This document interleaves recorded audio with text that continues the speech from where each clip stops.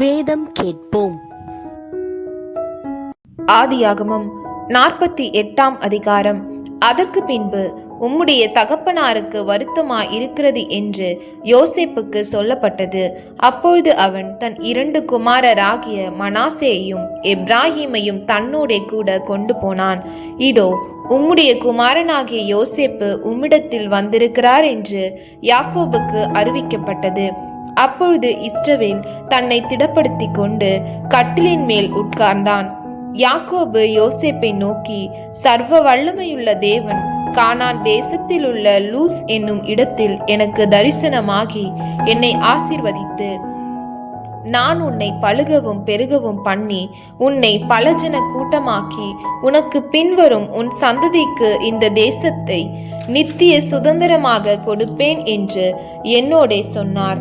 நான் உன்னிடத்தில் எகிப்துக்கு வரும் முன்னே உனக்கு எகிப்து தேசத்தில் பிறந்த உன் 2 குமாரரும் என்னுடைய குமாரர், ரூபன் சிமியோன் என்பவர்களைப் போல எப்ராஹீமும் மனாசேயும் என்னுடையவர்கள். இவர்களுக்கு பின் நீ பெறும் பிள்ளைகள் உன்னுடையவர்கள்.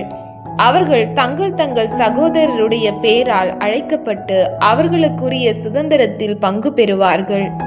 நான் பதானை விட்டு வருகையில் கானான் தேசத்தில் எபிராத்தாவுக்கு கொஞ்சம் தூரம் இருக்கும்போது வழியிலே ராக்கேல் என் அண்டையில் மரணமடைந்தாள்.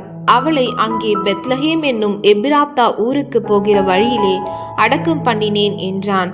இஸ்ரவேல் யோசேப்பின் குமாரரை பார்த்து, இவர்கள் யார் என்று கேட்டான்.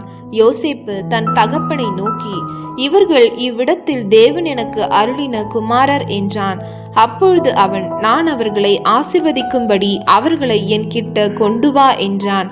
முதிர் வயதினால் இஸ்ரவேலின் கண்கள் மங்களாய் இருந்தபடியால் அவன் நன்றாய் பார்க்க கூடாதிருந்தது. அவர்களை அவன் அண்டையிலே சேர பண்ணினான். அப்பொழுது அவன் அவர்களை முத்தம் செய்து அணைத்து கொண்டான். இஸ்ரவேல் யோசேப்பை நோக்கி, உன் முகத்தை காண்பேன் என்று நான் நினைக்கவில்லை. ஆனாலும் இதோ, உன் சந்ததியையும் காணும்படி தேவன் எனக்கு அருள் செய்தார் என்றான். அப்பொழுது அவனுடைய முழங்கால்கள் நடுவே இருந்த பிள்ளைகளை யோசேப்பு பின்னிட பண்ணி அவனுடைய முகத்துக்கு முன்பாக தரை மட்டும் குனிந்து வணங்கினான். பின்பு யோசேப்பு அவ்விருவரையும் கொண்டு வந்து எப்ராஹீமை தன் வலது கையினாலே இஸ்ரவேலின் இடது கைக்கு நேராகவும் மனாசேயை தன் இடது கையினாலே இஸ்ரவேலின் வலது கைக்கு நேராகவும் விட்டான். அப்பொழுது இஸ்ரவேல் மனமறிய தன் வலது கையை நீட்டி இளையவனாகிய எப்ராஹீமுடைய தலையின் மேலும் மனாசே மூத்தவனாயிருந்தும் தன் இடது கையை மனாசேயுடைய தலையின் மேலும் வைத்தான். அவன் யோசேப்பை ஆசீர்வதித்து, என் பிதாக்களாகிய ஆபிரகாமும் ஈசாக்கும் வழிபட்டு வணங்கிய தேவனும், நான் பிறந்த நாள் முதல் இந்நாள் வரைக்கும் என்னை ஆதரித்து வந்த தேவனும், எல்லா தீமைக்கும் நீங்களாக்கி என்னை மீட்ட தூதனுமானவர் இந்த பிள்ளைகளை ஆசீர்வதிப்பாராக. என் பேரும் என் பிதாக்களாகிய ஆபிரகாம் ஈசாக்கு என்பவர்களின் பேரும் இவர்களுக்கு இடப்பட கடவது. பூமியில் இவர்கள் மிகுதியாய் பெருக கடவர்கள் என்றான்.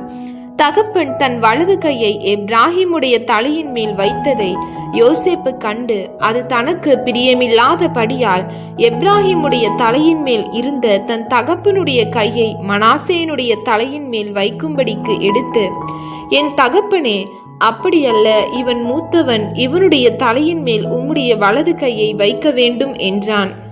அவன் தகப்பனோ தடுத்து, அது எனக்கு தெரியும், என் மகனே, எனக்கு தெரியும். இவனும் ஒரு ஜன கூட்டமாவான், இவனும் பெருகுவான். இவனுடைய தம்பியோ இவனிலும் அதிகமாய் பெருகுவான். அவனுடைய சந்ததியார் திரளான ஜனங்கள் ஆவார்கள் என்றான்.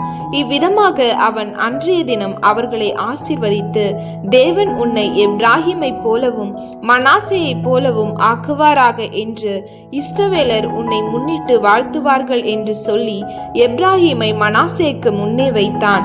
பின்பு இஸ்ரவேல் யோசேப்பை நோக்கி, இதோ, நான் மரணமடைய போகிறேன். தேவன் உங்களோடே இருப்பார்.